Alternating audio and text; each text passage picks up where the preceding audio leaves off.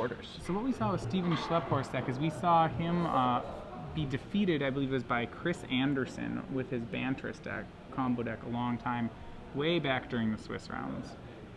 Right, but he managed to rally back. He snuck into the top 8 as the last seed. I believe he had a draw going into the last round too, so his back was really to the wall. He couldn't even draw in. Yeah. He's been on a nice tear since then. Yeah, very, very well done. And just we saw Kendal Guthrie receive a loss to Justin Uppel, I want to say earlier in the deck. Earlier. Yeah. So let's look at these players' sideboards.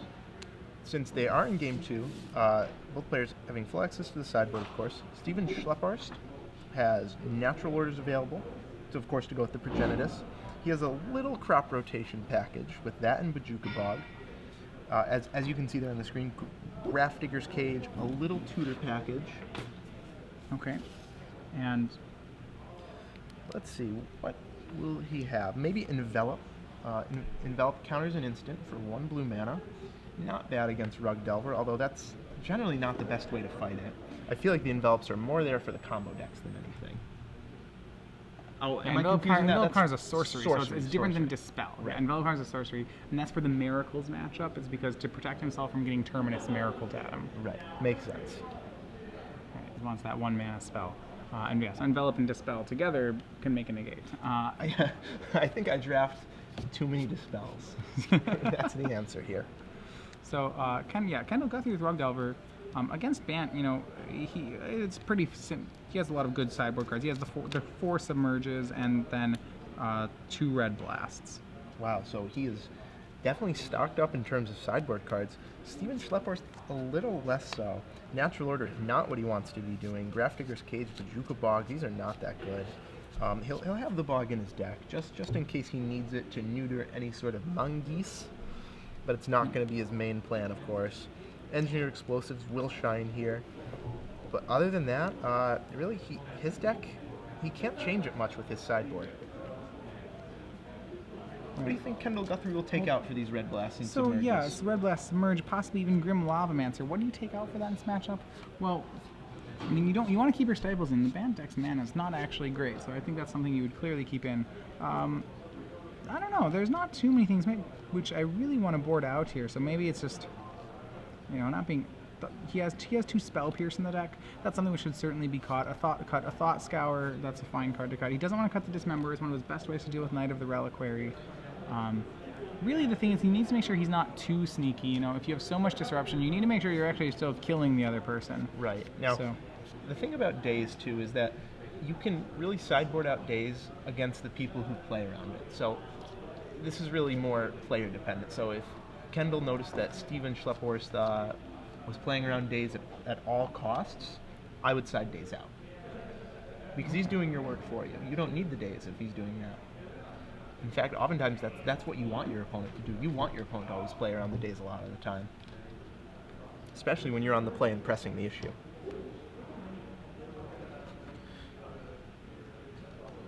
But not sure how the first game went. Not sure how these players sideboarded. We'll see when they draw their openers. Both players on 6 cards here. So you see Kendal on the left. Remember, he's on the play again here. In that sense, I think it may just Kendal being the more consistent deck might be the one which mulligans a little bit better. Yep, as we saw Rug Delver just a few minutes ago. Muldify is still a very powerful draw. He can operate so well on just 1 land, 2 lands. A lot of his hands are very keepable. All right, and we're getting underway. Kendal's going to lead out on Volcanic Island into Delver of Secrets. Yep, great turn 1 from Kendal. That's exactly the creature he wants against Steven. Schlepphorst has a wasteland of his own. Not really. I think what he could be trying to hedge here and think if that's Kendal's only land, that might be a pretty sweet play. That's generally not the right line when you have to qualify your plays with if this and this, then my play is good. It's usually not good. You should usually go for the safer play. Guthrie's Delver does not flip. He's drawn Tarmogoyf, though. He does have a second land for Tarmogoyf. He's going to attack for 1. Probably set up a Ponder here as opposed to making a Tarmogoyf. Right. He wants to play the Ponder here because he'd love to draw something like a Spell Pierce, a Daze, something that he can do with that 1 mana. Yep. Oops, a little bit of using the wrong land to Ponder there. He finds a Lightning Bolt. Probably doesn't. I mean, what this does is it doesn't represent lightning bolt, which is, I think what you want to be pondering off the top. Yeah, it's interesting. I would probably draw the Stifle, put the Bolt next, and Wasteland on the bottom. Yeah, which one do you not want him to know about? You know, that's the real question. Right, well, you want the Stifle in case Steven Schlepphorst's next turn is fetch land, crack it, and you want the Bolt next to flip the Delver. Yep, and that definitely. And he agrees and makes the same play. Yeah, I like that play from Kendal, Guthrie, and he'll say go. Yeah. Ken Schlepphorst waiting for a cut. He shuffled off the fetch land, has not been had. No. Alright. So, turn 2, Schlepphorst is going to need to have some sort of clock here. He has a Casali Pride Mage, but that can't be made off basic island. No, and that's one of the things when you're playing against a deck with Wasteland, you have to fetch up your basics, but you have to make sure that you also don't lock yourself out of spells when you get these basics. Right. He's obviously worried about the Stifle, you know, it's a card that exists. Right. Sometimes you play yourself out of spells, though. Certainly seen that before, players fetching up too many basic lands. Usually people err on the side of fetching up too few basic lands, but it is possible to go the other way, too. He's going to waste the trap. The question is of whether Guthrie wants to stifle the wasteland now. I think he should. Yeah. Yep, he's going to stifle the wasteland's activated ability. So in the sense, he did stifle Steven's land drop. Yeah, he did. In a little different way than maybe he expected. I doubt he expected a wasteland on his drop, but it actually would have been very good. Yeah, I mean, I don't know about the how much I like the wasteland play there. I mean, he doesn't have too many options available to him. But he has to remember, Schlepphorst is behind on the board. Trading lands isn't exactly what you want to do while behind. I'd say that's the opposite of what you want to do while behind. He's basically time-walking Kendal, Guthrie, not advancing the board state, but being at 3 less life for the next turn. And then Guthrie, all right, full commit. He knows that Schlepphorst doesn't have too many sweepers. He's going to play Tarmogoyf, so now we have instant sorcery land. It's a 3/4. Yeah, 3/4. Ready to become a 4/5 on command when the lightning bolt gets used, too.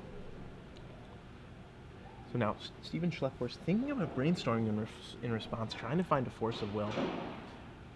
Yep, and he's going to brainstorm in response. Remember, one of the problems finding a force of will, there's not that many, but you also have to make sure he has a blue card. I don't think he did either.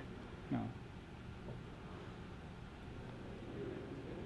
So, yeah, that getting island, yeah, he's going to put back Casali Pride Mage and Greenstone Zenith. He has Maze of Ith here. That's pretty good, except remember the next card in Kendal Guthrie's deck is a wasteland. Right, and if he spends his land drop playing Maze of Ith and then it gets wastelanded, his life total is halved then, and he's in a really rough shape. Yeah, Guthrie just needs to, he's downhill. He just needs to coast for 2 turns, probably only 2, maybe 3. Exactly. The Rudd deck is kind of like a rolling boulder. Yeah.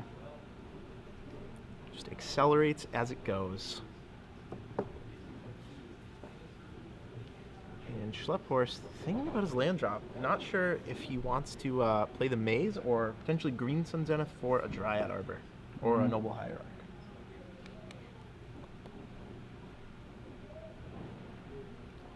I think as much as it stinks to lose to a Wasteland, Maze of Ith might be the right play here.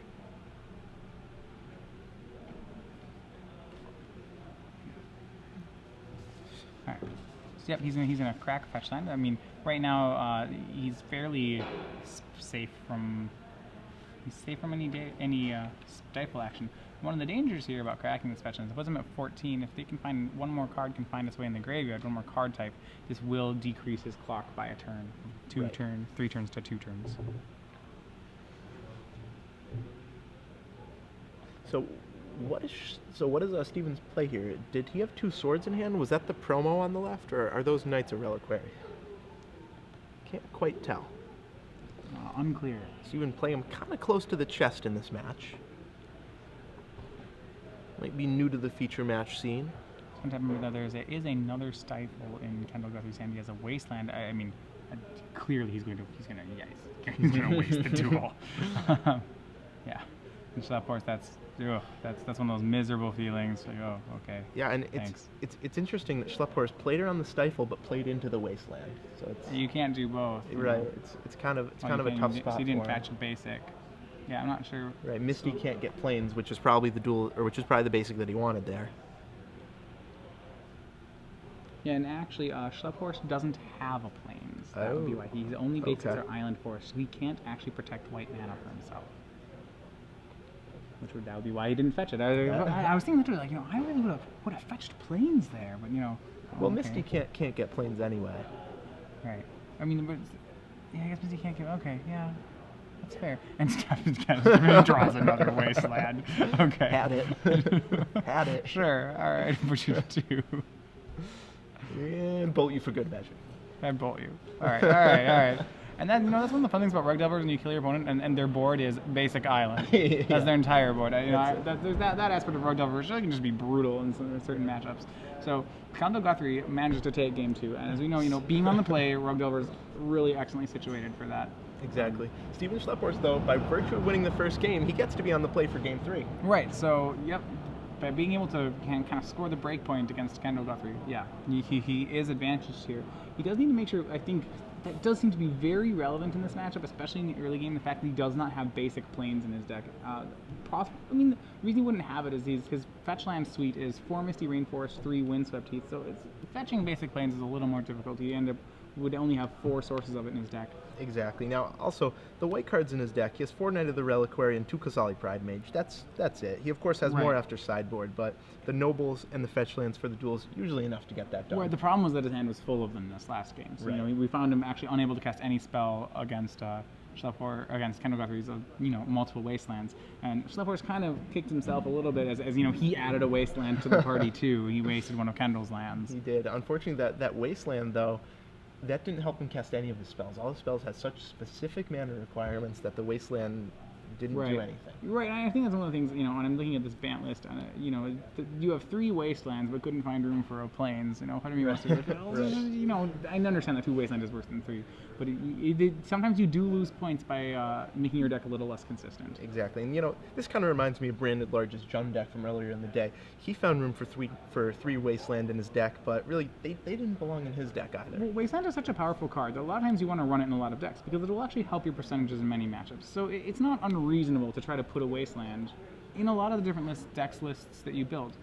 Where that's going to come into problems with you, and we saw it as a problem with Brandon Large's Jund deck and here, is that Rug Delver is a better wasteland deck in the format. Exactly. So it's way faster. Right, well, Rug Delver is essentially trying to color screw people, it's trying to mana screw people, and because it's such a popular deck, if you're running a wasteland deck that isn't Rug Delver, you're actively hurting your Rug Delver deck by being a wasteland deck, and we were seeing this here. Exactly. Now, Steven Schlepphorst could easily cut these 3 wasteland for a basic plains. Yeah. Oh, I mean, he could even cut the Caracas for a basic plains too. Yeah, I'm not saying that every deck is a bad wasteland deck other than Rug Delver. I think Merfolk is an excellent wasteland deck. I won't argue with you there. Yeah, Merfolk Goblins is a great wasteland deck. These are decks, though, which are also very resilient to wasteland. The problem is that Rug Delver is the only deck, I think, fast enough to be completely hurt by wasteland and playing 4 of them. Right, I mean, look at these 3 decks that are good with wasteland, the Merfolk, the Goblins, and Rug Delver. What do these decks have in common? They have a lot of free spells they can cheat on mana. If it's through Aether Vial, Lackey, or just flipping a Delver. Actual free spells, yeah. Right, Delver, because it's kind of has this flip characteristic, you're getting a 3/2 for 1. You are cheating some mana costs there. Right. Definitely saving a lot of mana, paying 1 blue for a 3/2 flyer. So these are the good wasteland decks, the ones that don't need that mana, to cast their spells. Right. So, all right, so we're seeing still both players, I think they've decided on their sideboard. One of the questions is whether or not you'd want to re-sideboard with either of these decks versus play and draw. Rug Delver certainly is a deck that it takes on a different enough characteristic on the play and the draw that it wouldn't be unreasonable to say that that's something you'd want to do. Perhaps I really like a full set of Submerges on the play, but on the draw, I find that they're not as effective. I'd rather have more removal spells. Right. I could see arguments like that do hold a lot of weight. Submerge is certainly a card that's brutally efficient when you're ahead. And not to say that Rug Delver always hopes that it's ahead, but on the draw is ahead less often. Yeah, I think the card in Kendal Guthrie's sideboard that best fits that description is the Rough Tumble. Right. The Pyroclasm aspect, of course. So when Steven Schlepphorst goes Noble Hierarch go, and then you go land go, if they play either a 2/2 Knight or a Kasali Pride Mage or another Noble Hierarch or a Scavenging Ooze, which they have a lot of these creatures, you can blow them out with Pyroclasm. Right. It's probably a little ambitious to try to get a Knight of the Reliquary with a Rough Tumble. It is. But the idea is the same. There's certain cards which actually do change values on play or draw. We may see Kendal maybe, it looks like he was re-sideboarding for this game. It's not because, he's sideboarding, he's changed his mind on how to sideboard this matchup. It's probably more so that, he may actually re-sideboard at play versus draw. Right, and they aren't big changes, they're just little tweaks, but these little tweaks when you draw certain cards on the draw in matchups, it's just, Yeah. it's miserable. None of them in Kendall's deck really jump to mind, though. Yeah, so remember, these two players, for those of you just joining us, are fighting for the chance to battle against Ben Robinson, the tournament's last undefeated player in the finals here in the Legacy Open in St. Louis. Ben Robinson, by virtue of being the last undefeated player, is the highest seed in the tournament. He will be on the play in the finals. He has, very interestingly, he's defeated two of this tournament's strongest players in the top 8. He defeated Justin Uppel in the top 8, 2-0 in about 20 minutes, proceeded to do the same thing to Caleb Durward in the top 4. And, on the play, you have to wonder, both either of these players are particularly excited about facing Robinson in the finals. I wouldn't be. Robinson really impressed me with his play today. The fact that he's on the play, the fact that he's clearly a rugged Delver expert. The speed of his play alone tells you that he's played this deck a good amount. Right. It's definitely, if you get a chance to watch some of the replays of this when it goes on to coverage, especially in the top 4, he managed to take a mulligan to 5 on the draw against Caleb Durward and really parlay it into a win with running very good strategiking choices, and ones I think most players wouldn't make. It was rather counterintuitive. Right, and of course, he was helped out by Caleb's poor draw in that game, but, well, and maybe for the first time on camera ever for Caleb. But, Ben Robinson in the finals. They'll wait for the winner of this match. Right, both players are starting hand. Schlepphorst seems to be a little undecided about whether his hand's really a keeper or not. Quite a lot riding on the match, so he wants to make sure that he avenges this with the possibility to be able to. He doesn't want to not show up for the fight. You really don't want to keep a 2-land or stick on 2 for your entire deciding match. Exactly. So Schlepphorst will be mulliganing. Think long, think wrong. Is that the one? Yeah. Certainly there's a tell to your opponent when you think that long. Which you can abuse that and intentionally tank on really good hands. We call that the slow roll. Kind of a slow roll. But there's certain, at that point, you are already communicating. Right. So he is Schlepphorst. I didn't see the hand, but I'm guessing he made the right decision. Against any deck with a Wasteland, a marginal hand is such a liability. Well, and it's really hard to try to keep those hands because it's so disappointing in such a pivotal match as this to open your hand and see that it's something you should probably mulligan, because the last thing you want to do is handicap yourself in a really important game. So I think lots of players in important games tend to keep bad hands when they shouldn't. Yep. They don't want to lose to a mull to 5, so instead they lose to their mediocre 6 or their unplayable 6 or whatever it might be. Right. Myself, I've been guilty of that once or twice. I think we all have, yeah. All right, so 6 cards for Schlepphorst. Doesn't appear to be too much better. I think he has a 1-lander with the only land being Forest. If the hand has a noble to go with that Forest, it's probably a keeper. He's or a keeping green it. sun. All right, so turn 1. There was a fetch land in there as well. All right, so the fetch land, cracking it on the play while it's safe here. Remember, he can get an island. He has a forest in his hand. He does not have a plains in his deck. He's going to go for a basic island, so that's his. He only has the 2 basics in his deck. Exactly. So. 1 basic island, 1 basic forest, the rest a slew of non-basics. Yeah, Kendal Guthrie in his hand with a stifle and a wasteland certainly was at the ready to go at his mana base. Yeah. Imagine if Kendal Guthrie was on the play this game. Boy. Yeah, stifle your first land, wasteland your second land, Delver. Flip Delver. Flip Delver. Counter every other spell you play. Certainly things, not uncommon to see out of a Rogue Delver deck. Yep, so it looks like Kendal also cracking his Misty on turn 1. Yep. There are no stifles in Schlepphorst's deck. Right. There are wastelands, though. So he always has to be a little careful with his mana to make sure that he's keeping himself safe from wasteland. After board, what counters do you think Steven has in his deck? Do you think he has Forces, Dazes, Spell Pierces, all of them? Well, here's the thing. I don't really like Force of Will and Band. So it's really hard to answer what he's like. Clearly, Steven likes Force of Will and Band. So it's kind of a tongue-in-cheek thing when I say like that. Oh, I would side with the Force of Wills because I don't actually like them in this deck, so I'd side them out in every matchup. I think in this matchup, Force of Will is weaker. There's no one pivotal spell to counter. If he likes it though, he's probably keeping it in. Maybe get that turn 1 Delver to slow him down enough to the point where Schlepphorst can reach a spot in the game where he feels comfortable making larger drops. Sure. A lot of the times the Bant deck just wants to live to untap with its Knight of the Reliquary, slowly take over the game, untap with its Chase the Mind Sculptor. He's going to draw, so he has a second basic, and he'll play Scavenging Ooze. That's a pretty good one in this matchup. Yeah, Scavenging Ooze can be any. Right now is just a 2/2. It's very lightning boltable. I don't know if we have a kill spell for it. He also has Maids of Ith in his hand, so Schlepphorst is just trying to make very fair plays. That Force of Will coming down a little late for Guthrie. Even so, the Scavenging Ooze not that big of a deal. It's going to start to eat Kendal Guthrie's graveyard. Well, it's great when Kendal Guthrie's best threat is Tarmogoyf. Scavenging Ooze is a real trump to Tarmogoyf.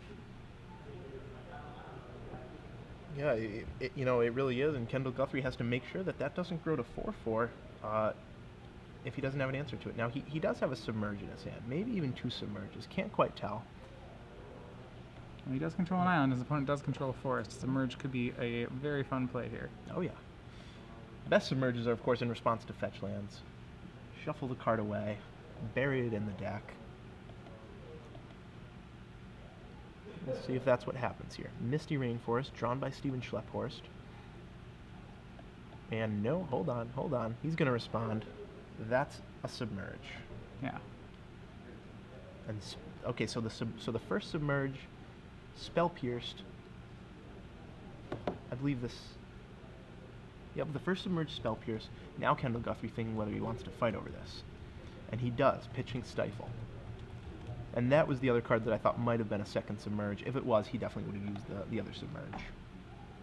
All right. Kind of getting this counter fight here, and yep, in response, Schlepphorst will get rid of the Spell Pierce. Or sorry, the Ponder. Yep, apologies.